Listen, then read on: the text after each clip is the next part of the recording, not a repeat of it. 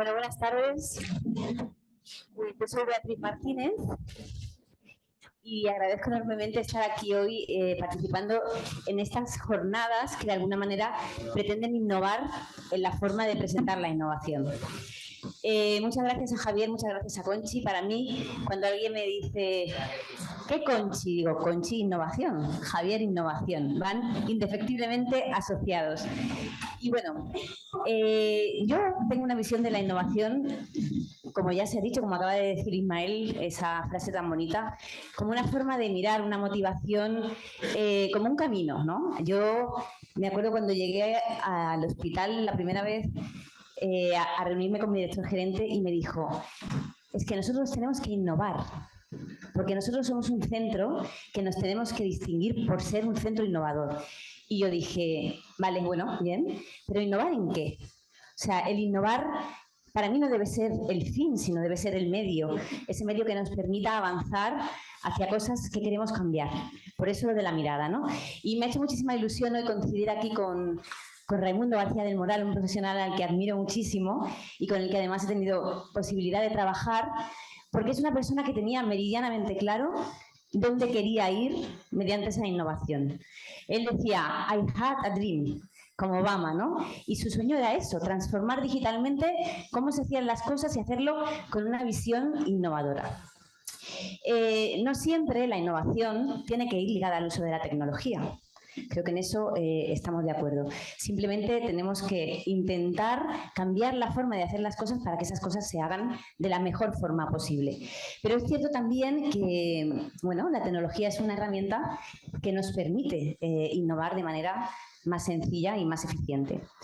El caso del bloque que vamos a ver a continuación, que es un bloque cortito porque ya afortunadamente va quedando menos, es un bloque puramente tecnológico. Vamos a hablar brevemente de algunas técnicas, tecnologías que en el imaginario colectivo se asocian automáticamente a la innovación. Yo voy a comenzar hablando un poco de Big Data o Big Data, decimos aquí en Andalucía.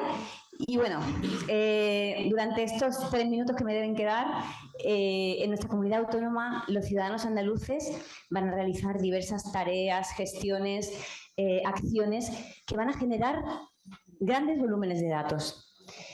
Esos datos se van a registrar a golpe de clic o lo van a hacer mediante sistemas automáticos o lo van a hacer fruto de ese contacto de la ciudadanía con las distintas instituciones, los distintos organismos. Y bueno, creo que todos nosotros hoy en día somos plenamente conscientes de que el simple hecho de vivir y vivir en sociedad implica que allá por donde vamos en nuestro día a día vamos dejando una estela de datos que nos persigue, que nos pertenece, pero que a la vez, de alguna manera, habla de nosotros, habla de nuestras necesidades, de nuestras características. Y eso, que es un poco Black Mirror, tiene o puede tener también una utilidad positiva para esto del avance, en nuestro caso, del avance en el cuidado de la salud, que es lo que nos preocupa. Entonces, veamos el Big Data. Me acabo de dar cuenta de que me está pasando la diapositiva como perfecto. La verdad que es algo que no suelo usar mucho, pero bueno. El Big Data es una oportunidad para eso, ¿no? Para descubrir caminos innovadores que nos ayuden a resolver nuestros problemas de manera más eficiente. Pasa si quieres la diapositiva. Vale, bueno, yo trabajo en el SSPA. En el SSPA todos los días recogemos grandes volúmenes de datos valiosos. Nuestra historia clínica electrónica, Viraya, ya se ha hablado aquí, es el eje vertebrador de nuestra asistencia sanitaria en Andalucía y es una estructura cada vez más estructurada y más integrada, a la que además, también lo acabamos de ver con Lola y con más gente, se unen cada vez más datos procedentes de pruebas funcionales, de diagnóstico por imagen, de analíticas, datos genéticos, datos ómnicos, todo tipo de información. Además, también recogemos mucho dato administrativo que se produce en ese contacto que los ciudadanos tienen con los centros de asistencia sanitaria. Todo esto nos tiene que servir para algo y nos tiene que servir, pasa la presentación, para, a partir de esos datos, poder, poder obtener información y a partir de esa información poder tener conocimiento. Necesitamos conocimiento para mejorar nuestros principales problemas que tienen que ver con la accesibilidad, con la atención, con la eficiencia. Y eso lo podemos hacer a través del análisis de esos datos, de la exploración, de aplicar técnicas prospectivas de análisis de la situación, de análisis hacia el futuro. ¿Por qué? Porque el Big Data nos puede llevar a tomar decisiones más inteligentes y a tomar decisiones más inteligentes desde el profundo conocimiento de nuestra situación actual y de nuestro pasado. La última utilidad que tiene el Big Data, y creo que la más evidente, es servir de gasolina, como se ha dicho aquí, de combustible para técnicas tan disruptivas como la inteligencia artificial, que tienen esa capacidad de esa comprensión profunda y detallada, porque precisamente se alimentan de cantidades ingentes de datos que nos dan esa visión tan completa de nuestra organización. ¿Y para qué sirve el Big Data en salud? Bueno, pues sirve para tantas cosas como seamos capaces de imaginar, para tantos usos o casos de uso como seamos capaces de definir. Es cierto, y me ha encantado lo que ha dicho esta mañana Juan Fernando, que tenemos el reto de pasar de las musas al teatro, de materializar todo eso que es la teoría, pero que al final hay que aplicarlo a problemas concretos. Pueden ser de mucha índole. Nuestros problemas principales están relacionados con la gestión de los recursos. El Big Data nos da un gran potencial para saber picos de afluencia, niveles asistenciales, a qué hora tenemos que reforzar nuestras plantillas, cómo gestionar nuestros recursos. Pero es que ya hoy en día se utiliza para muchas otras cosas: seguridad farmacológica, vigilancia de la seguridad del paciente, de la epidemiología, etcétera, etcétera. Es decir, las posibilidades son infinitas. Pasa a diapositiva. Retos y desafíos. Al final estamos hablando de datos y los retos y los desafíos son siempre los mismos y conocidos. Todo lo que tenga que ver principalmente con la privacidad y con la seguridad de la información. Pero tenemos otros retos específicos de la tecnología Big Data. Retos que tienen que ver con los sesgos. Con la calidad de la información, con la necesidad no solo de cantidad, sino de calidad, y también con ese impulso que nos hace falta para terminar de adoptar determinados estándares que nos lleven a poder ser más interoperables, a poder agrupar todas esas fuentes de información heterogéneas, etcétera, etcétera. Y las posibilidades del Big Data están ahí. Como hemos dicho, una de ellas es alimentar técnicas tan disruptivas como la inteligencia artificial. Y bueno, vamos a hablar ahora de inteligencia artificial generativa, que ha supuesto realmente un verdadero salto ya desde el entorno más científico y tecnológico a la gente de la calle. La IA de verdad ha significado que la gente de la calle se interese por este tipo de técnicas de manera instantánea. Y lo ha hecho ¿por qué? Porque usan algo que nos parece tan impresionante como el lenguaje natural, es decir, nos habla en nuestro propio idioma. Y ahí sí la sociedad en su conjunto ha conseguido conectar inmediatamente con este tipo de técnicas. Para hablarnos de IA generativa tenemos aquí a una persona a la que voy a presentar, Juan Carlos Rubio. Él iba a decir, una persona, es un poco friki, pero friki realmente en la parte positiva del término, porque es una persona que se siente, yo creo que irrefrenablemente atraída por toda la última tecnología y por todo lo que tiene que ver además con esa conjunción entre la tecnología y la medicina. Síganlo en LinkedIn porque van a ver cosas auténticamente alucinantes. Juan Carlos, cuando quieras.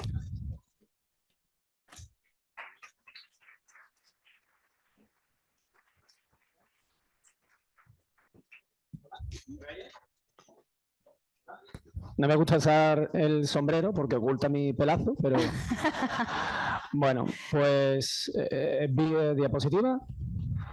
No la veo. No la veo. Vale. Sí, sonido.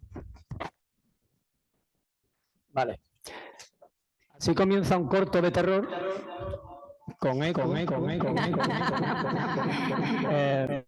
Originado por inteligencia artificial generativa, que no es baladí, o no es cualquier cosa. Es decir, hasta ahora ha salido como tema de conversación la inteligencia artificial, yo creo que frecuentemente en varias de las ponencias de cada uno de los compañeros, ¿no?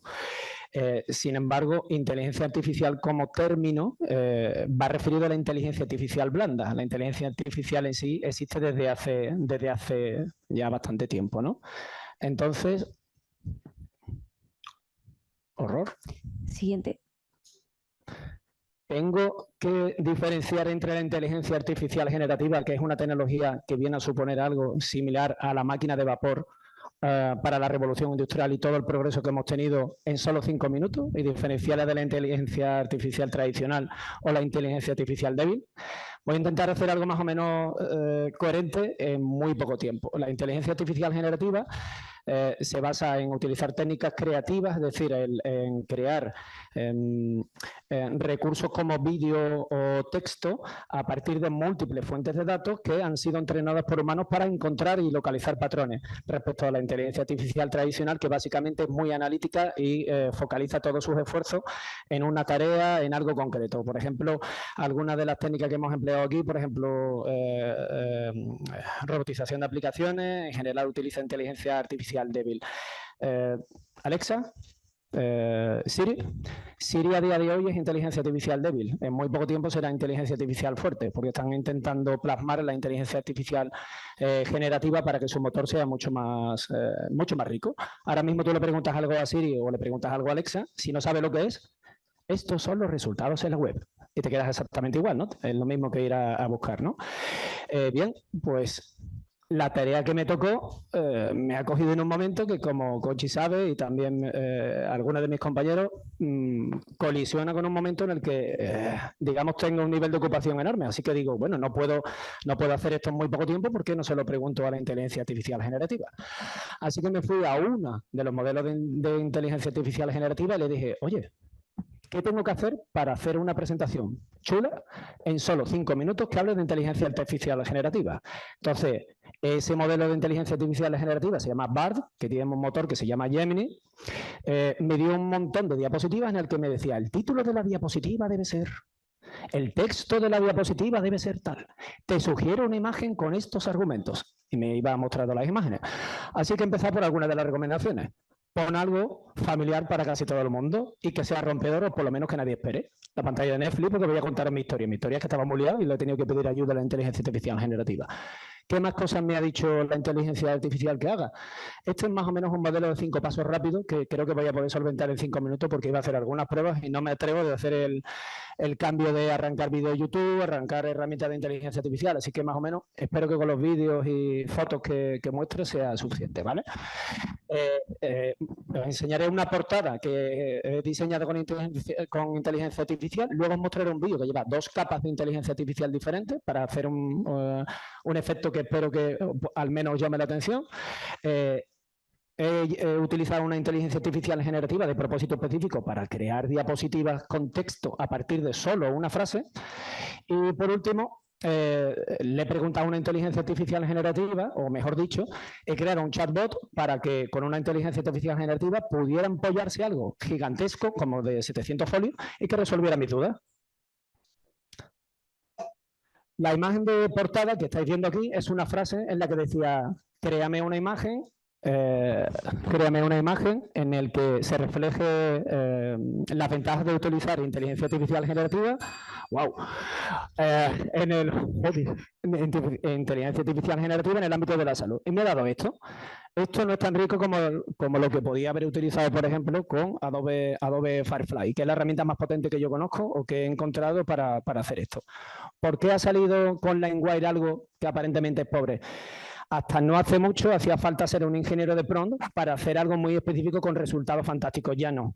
BART, por ejemplo, te dice cuál es la sintaxis específica que tienes que utilizar para cada uno de los motores de inteligencia artificial y lograr el mejor resultado posible. Por ejemplo, para Midjourney, tú le dices, deseo realizar este tipo de imagen, y él me dice, este es el style, este es el geometry, me da todas las cosas que necesito, el render, todo me lo muestra. Yo solo tengo que copiar y pegar, ¿vale?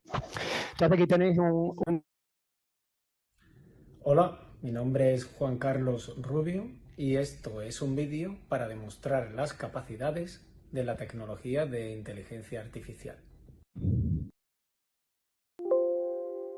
Lo que quiera. Iba a mostrar un vídeo, pero no me he atrevido. Esto es una herramienta que ha generado las diapositivas automáticamente para mí con solo 2 líneas. Si alguien tiene curiosidad por ahorrar tiempo, que escanee el QR, pero básicamente, eso es. Esto es lo que muestra, es decir, con solo una frase, solo una frase, yo le he dicho ventajas de la inteligencia artificial en la administración pública y él ha creado creo que alrededor de 5 diapositivas. Obviamente están un poco en bruto, pero me lo muestran en columna, es capaz de ilustrármelo, tiene muchísima potencia, ¿vale? ¿Me permites conmutarlo a diapositiva? Porque me deben de quedar segundos, o ya me he pasado a la diapo, por favor. Vale. Como quería parecer que sabía muchísimo sobre eso, le pedí a una herramienta artificial que me hiciera un ensayo. Me lo hizo. Pero es que esto lo hacen los alumnos, Paco. ¿Y sabes lo que pasa que cuando lo hacen los alumnos? Que los profes, que son muy listos, han dicho, tengo una herramienta detectora de textos creados con inteligencia artificial. No importa, te vas a TikTok, la mayor base de datos del mundo de inteligencia ahora mismo, incluyendo inteligencia artificial, y los propios alumnos te enseñan a ofuscar el texto con otra herramienta de inteligencia artificial para que no sea detectable de que ha sido generado con inteligencia artificial. Esto se empieza a complicar. Por último, y ya he terminado, prometo, me acuerdo, ya no está aquí mi compañero Paco Silveira, no sé si hay alguno más de aquí del ADA. Ah, sí, perdón, Paco Silveira, quería decir Juan Lucio ADA, pero el pliego de red corporativa tiene 2 PPT para 2 lotes que suman 700 folios. Yo no me los quería leer, quería saber algo por encima. Así que entrené a una inteligencia artificial. Datos, más datos. Me los salto. Y empecé a hacerle preguntas. Es decir, de un texto de 700 folios saqué cosas completamente certeras y concretas de áreas muy complicadas de un pliego que además tiene lenguaje muy técnico. Esta herramienta es súper bestial con la que lo hice y es capaz de analizar fuentes de datos inmensas, hace absolutamente de todo. Y además, con un poquito de código, te genera el chatbot.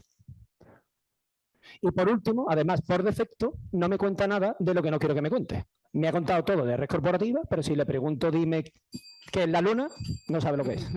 Fin. No.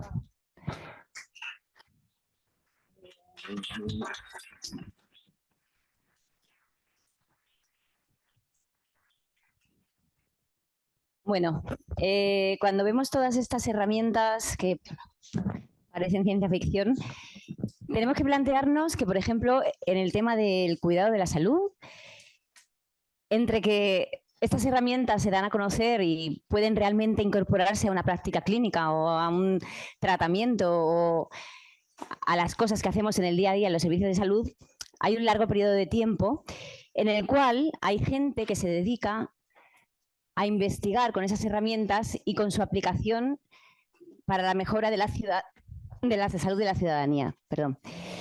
Hoy tenemos la suerte de contar aquí con Joaquín Dopazo, una persona que también todos asociamos directamente a investigación e innovación, que él bueno, coge estas tecnologías punteras y las aplica a problemas concretos en su centro de medicina computacional, que ya en sí es una cosa muy innovadora. Y bueno, pues él utiliza inteligencia artificial, utiliza gemelos digitales y hoy nos va a hablar de una cosa que, bueno, yo ni siquiera conozco, que es de los pacientes sintéticos. Joaquín. Pues muchas gracias. Sí, voy a hablar de inteligencia artificial generativa, porque generamos pacientes sintéticos. Voy a coger las diapositivas. A ver. Lo primero, cuando vamos a hacer innovación, yo le digo a mi gente, es primero hay que tener recursos y luego hay que saber sobre qué queremos innovar. Vamos a situar el problema. En clínica, lo que hacemos es observaciones sobre los pacientes y en base a un conocimiento, pues, tomamos decisiones. ¿Vale? ¿De dónde sale ese conocimiento? Ese conocimiento sale de unos datos que se generan o se generaban en tiempo específicamente ad hoc para saber ese conocimiento, cuál es el umbral a partir del cual un nivel de colesterol puede ser peligroso. Pues eso se hace con un ensayo clínico, se hace con un ensayo de observación, etcétera, etcétera. ¿Qué es lo que pasa? Que con la digitalización de los hospitales, pues esas observaciones son datos. Y cuando los digitalizamos bien, esos datos podemos utilizarlos para hacer la propia investigación. Entonces, el ciclo de los datos, que le llamamos, un poco aquello que estudiamos en el colegio, por lo menos los baby boomers del ciclo del agua, pues es lo mismo, el ciclo de los datos. Entonces, ¿por qué es tan difícil investigar en clínica? Pues porque los datos están protegidos. Los datos de nuestros pacientes no nos gustaría como pacientes que nuestros datos estuvieran por allí. Hay muchas razones por las cuales no nos gustaría y no vamos a enumerarlas, ¿no? ¿Y cuál es la paradoja? Pues la paradoja es que los datos y el conocimiento están en el sistema de salud, a un lado de este firewall, ¿no? de esta muralla china, y siguiendo esta idea anticuada, ya obsoleta, de que como los hospitales solo hacen papel, pues los centros de computación están fuera, la inteligencia artificial está fuera, etcétera, etcétera, pues es muy complicado. Entonces, a los datos hay que sacarlos, pero los datos están protegidos, tienen que pasar por muchos procesos, etcétera, etcétera. Y claro, fuera, pues están sometidos a peligros, ¿vale? Entonces, vamos a aprender o a inspirarnos en otra gente. Es decir, parte de la innovación es copiar la innovación que ha hecho otra gente y ponerla en un contexto completamente nuevo. No sé si conocéis esto lo hacen ya las empresas de anuncios, muchas empresas de publicidad ya no utilizan modelos. Fabrican los modelos con unos sistemas generativos. Si yo os pregunto cuáles de estas fotos son personas de verdad y cuáles son generadas, ¿alguien me lo puede decir?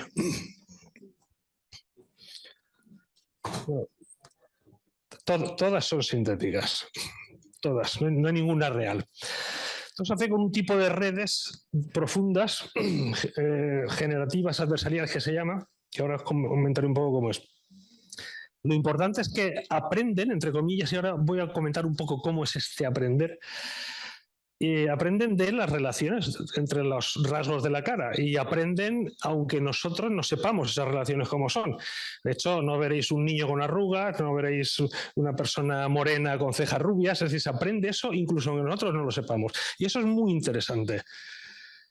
Esto es la forma como aprende. Hablamos de que la inteligencia artificial aprende. Esto es una red profunda, bueno, profundita, o sea, con 2 capas nada más. Las redes reales pueden llegar a tener miles o decenas de miles de capas y hay alguna red de Google que tenía 10 elevado a 11 nodos. Estamos hablando de cifras astronómicas.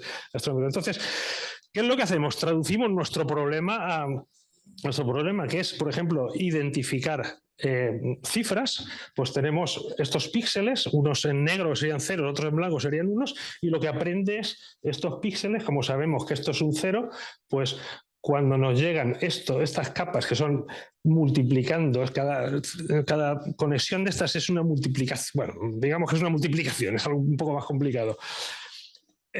Cuando sabemos que es un 0, esto se refuerza. Cuando esto se hace millones de veces, la red aprende a que ciertas configuraciones, no siempre pintadas de la misma manera, pues son un 0 y otras son un 1, etcétera, etcétera. Bueno. Y esto además lo podemos usar para identificar. Y además, no solo para identificar, sino los que os acordéis de cómo era un gramófono, que el sonido graba en el disco y luego el disco al pasarlo se reproduce. Esto en otra arquitectura distinta lo podemos usar para generar, ¿vale? ¿Cómo es una red generativa? Pues esencialmente hay muchas formas, ¿vale? Pero esta es una de las que se está usando más. Redes adversariales. Un generador, algo que hemos entrenado a generar caras, bueno, inicialmente no necesariamente, lo enfrentamos con un discriminador, con algo que discrimina caras, y los enfrentamos hasta que el generador despista al discriminador. Entonces tenemos algo que nos genera caras. Bueno, pues si en lugar de caras lo que utilizamos son historias clínicas codificadas de alguna manera, lo que podemos hacer es un generador de historias clínicas. Utilizar en nuestros pacientes para generar pacientes sintéticos. Esos pacientes sintéticos no son pacientes de verdad, y nos pasa exactamente lo mismo que nos pasaba con los de los anuncios. No tienen que pagar derechos de autor. En nuestro caso, lo que no tenemos pacientes reales, con lo cual no están sometidos a la ley de protección de datos. Y estos son datos que se pueden compartir libremente. Y de hecho ya hemos hecho el primer el primer experimento, a partir de más o menos 1 millón de pacientes, de historia de pacientes diabéticos que sacamos de la base poblacional de salud, que será el lago ese que he pintado antes. Pues hemos generado pacientes sintéticos. Pues estos pacientes sintéticos, lo que hemos hecho ha sido, para probarlos, hemos predicho varios puntos finales. Bueno, falta aquí uno, sí. Bueno, hemos predicho varios puntos finales y lo que hemos retinopatías, etcétera, y lo que hemos visto es que cuando ese predictor hecho con los pacientes sintéticos se aplica a los pacientes de verdad, pues es capaz de predecir también. Y esto pues nos está abriendo un campo muy interesante. Y ya me quedo aquí. Muchas gracias.